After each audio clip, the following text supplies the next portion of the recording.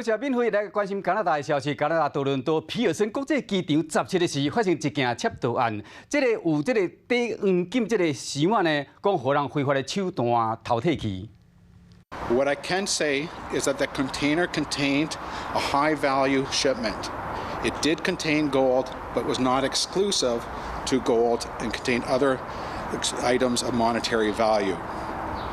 The total worth estimated at this time in our investigation for the property is estimated at just over $20 million. 当地警方第20日时开记者会讲啊，当时无人机降落了后，就将底有高价假得来箱仔甲摕落运到机场来去放。想不到过程中讲真离奇，互人偷摕去。警方并无讲这班无人机起飞地点，目前正全力追查这个案件。